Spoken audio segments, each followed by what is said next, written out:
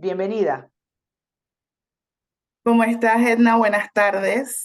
Buenas tardes. Samira, antes que todo, para los que no conocen qué es el CIMUF, vamos a empezar por allí, ponemos en contexto qué hace el CIMUF, qué es el CIMUF y arrancamos posteriormente con el tema que nos concita. Bienvenida. Muchas gracias, Edna. Bueno, CIMUF es una organización, significa por nuestras siglas, Coalición Internacional de Mujeres y Familias. Es una organización que está enfocada en la defensa, educación y desarrollo de liderazgos en mujeres, específicamente de mujeres de la diversidad sexual. Tomando en consideración que las mujeres somos un grupo que a pesar de ser la mitad de la población, tenemos bastantes vulneraciones a nuestros derechos. Hay grupos específicos de mujeres como los grupos indígenas, los grupos afro y particularmente las mujeres lesbianas, bisexuales y transexuales que sufrimos unos altos niveles de discriminación. Entonces, esta organización está enfocada en educar, en desarrollar escuelas de liderazgo, atención psicológica y acompañamiento psicológico a personas de estos tipos de grupos más vulnerados. Y por supuesto, hacemos activismo en plena lucha por los derechos de la población, los derechos humanos en general de la población de la diversidad sexual, los grupos LGBTIQ. Dicho eso, entiendo que hoy, 31 de julio, hace 15 años, Panamá despenalizó la homosexualidad al derogar un decreto que pues tenía o contemplaba que la ley criminalizaba la sodomía o sodomía.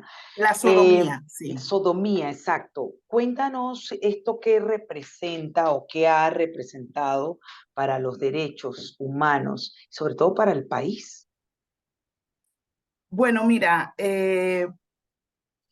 Panamá es un país que se jacta de estar constantemente eh, a la vanguardia de los temas económicos, de la vanguardia de los temas de desarrollo. Resulta que Panamá es uno de los países con mayores retrasos en el reconocimiento de los derechos humanos de los grupos y poblaciones vulnerables, como te mencionaba. En el caso de las personas de la diversidad sexual, Panamá fue el último país en despenalizar la homosexualidad en toda la región, en el continente. Lo que es vergonzoso para un país que se llena la boca hablando del gran progreso que tenemos, ¿no? Entonces, en ese momento hubo muchos intereses por lo cual se despenalizó. Ya se había iniciado un proceso de lucha social para el reconocimiento y la visibilización de la población y en el año 2008 es cuando finalmente, porque ya no habían más opciones y había como país que abordar el tema de la salud sexual a partir de la prevención del VIH, en donde el país no tiene más opciones que aceptar que hay que despenalizar la homosexualidad y se despenaliza a partir de un decreto del MINSA, un decreto del Ministerio de Salud para que entonces se pueda trabajar enfocado en la prevención del VIH y la atención del VIH con fondos internacionales, porque ningún fondo internacional te va a financiar algo en un país que está penalizado o que es ilegal.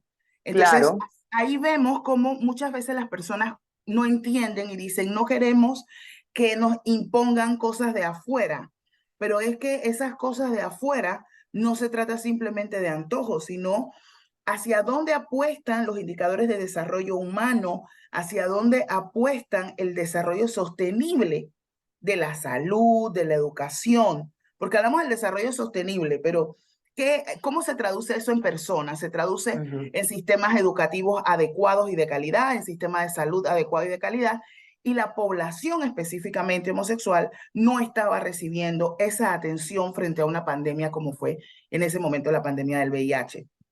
¿Por qué? Porque en Panamá era ilegal.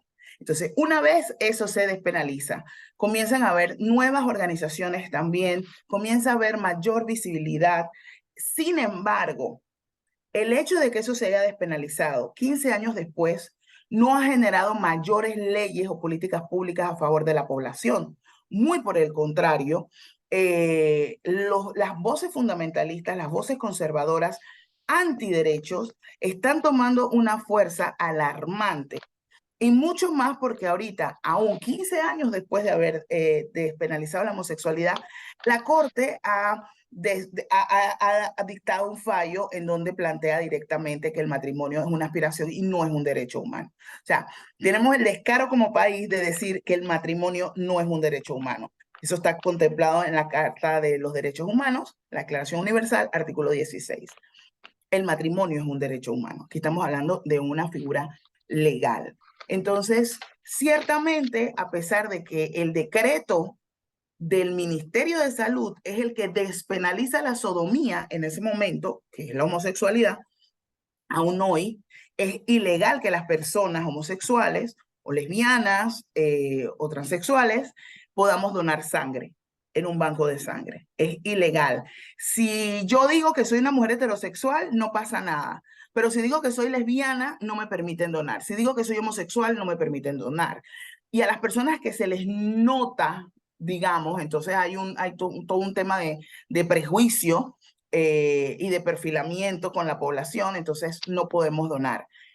¿Por qué no podemos donar? ¿Por qué es el problema de salud? Porque sigue habiendo todo un estigma, sigue habiendo todo un pensamiento en donde la población de la diversidad sexual se considera como el ¿Y epicentro de qué todos los pasa, males de salud. Samira, y qué pasa en otros países con relación a la donación? Que me parece un tema interesante porque ya lo he cuestionado aquí en este espacio, precisamente a personas que están directamente relacionadas y vinculadas a lo que es el tema de la donación. Les he preguntado si una persona que tiene una relación sexual estable con pares, con un homosexual o lesbiana, y es una persona que está saludable, ¿por qué no poder donar? Si a veces la persona hetero a veces se porta hasta peor que una persona que pueda tener, sí, entonces eso ya lo he cuestionado, pero ¿qué pasa en otros países para poder entender el alcance que tienen los otros países? Y lo otro es el tema de la diferencia, Samira, que por eso es la discusión reiterada, porque una cosa es el matrimonio civil que contempla nuestro código de la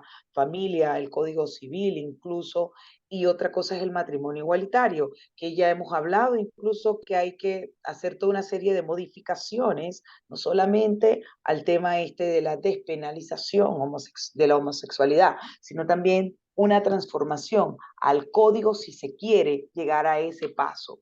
Porque, y no voy a meter aquí la iglesia, porque ya ese es otro debate, pero estoy hablando de la parte legal, que es la transformación o modificación del Código de la Familia del Código Civil. Matrimonio y matrimonio igualitario, que son dos cosas distintas. La primera pregunta y después la segunda. ¿Qué pasa en otros países con el tema de la donación?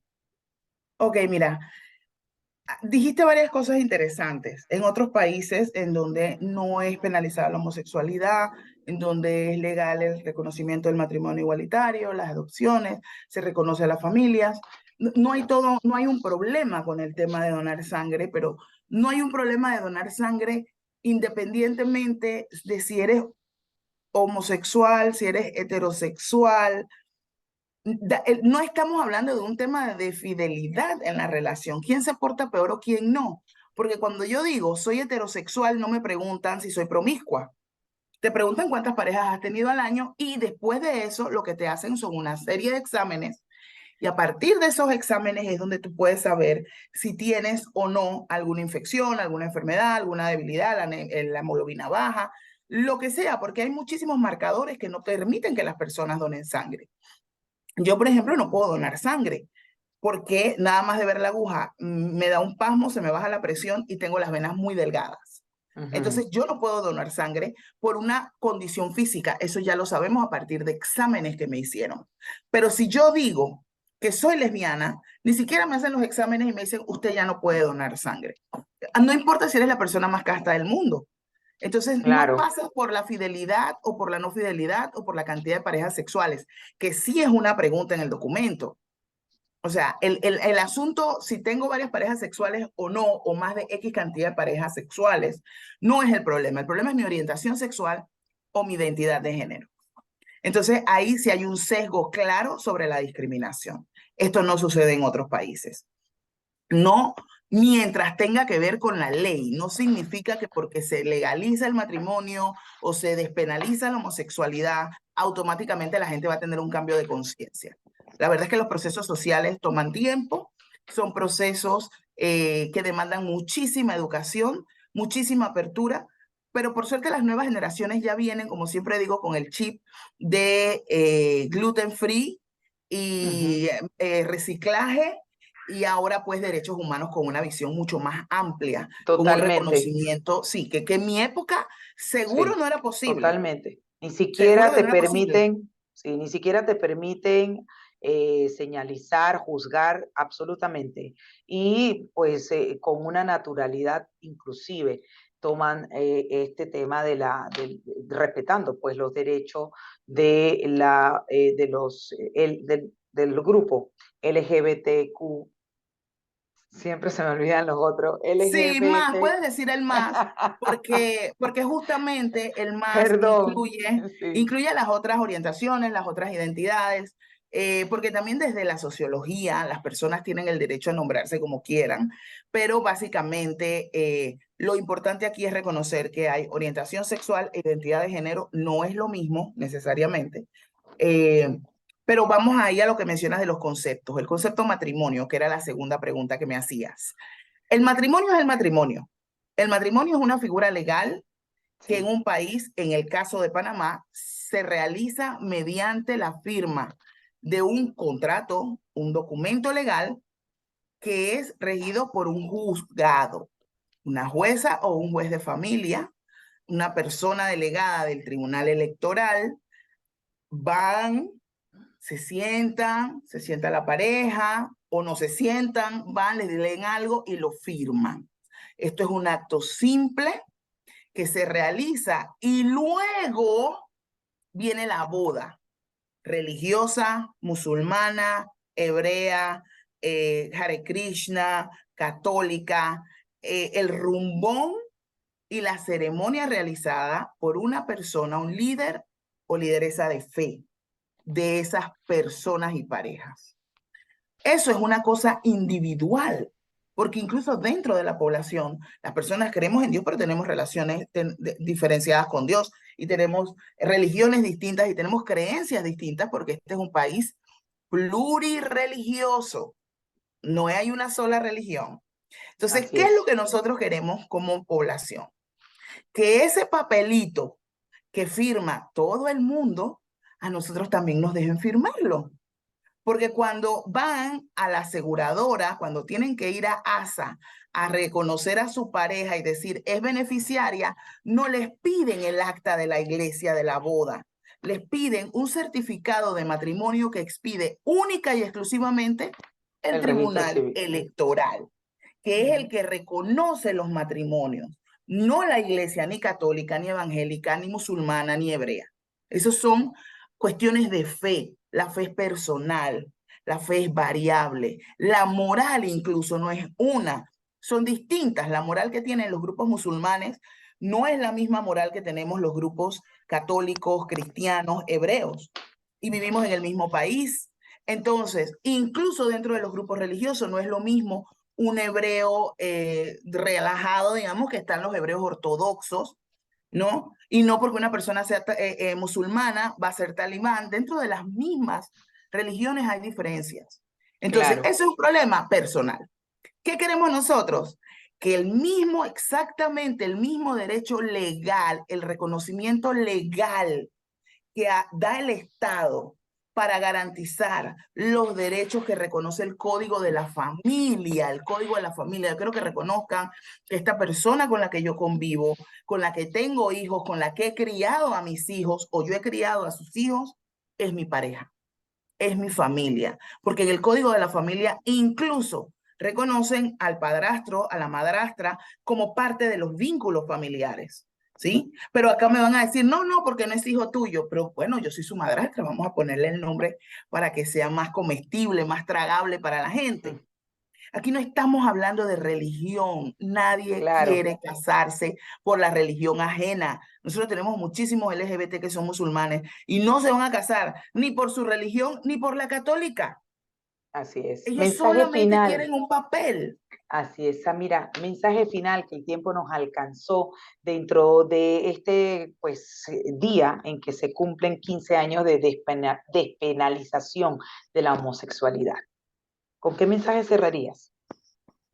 Yo, además de la despenalización, apuesto a a eliminar la discriminación que tenemos mentalmente. Yo creo que es hora de que nos transformemos como queremos ver transformado el mundo, así como decimos que avanzamos, que avance también nuestro pensamiento. En algún momento se llamó sodomía, ahora se llama homosexualidad. En algún momento las mujeres no teníamos derecho tampoco a la propiedad privada, ahora sí. En algún momento el matrimonio entre blancos y negros era ilegal. Era ilegal, no podían casarse las personas en los matrimonios interraciales. Ahora no podemos casarnos las personas del mismo sexo. Entonces yo creo que es importante saber que los derechos humanos se defienden porque son para todos los humanos, que son los vencedores de la historia, que defender los derechos humanos es de estar del lado correcto de la historia. Avancemos de la mano con el desarrollo humano realmente. Tengamos una visión más humanista, no seamos tan egoístas, porque a mí no me parezca que una persona viva de cierta forma, yo no tengo que imponer mi criterio. Me Apostemos quedo más, con, apostemos más a eso, al humanismo. Me quedo con esas conclusiones de Samira Armengol de CIMUF Panamá. Gracias, Samira. Bienvenida siempre a este espacio. Gracias a ustedes. 4:51, nos quedan unos breves minutos, hacemos rápidamente.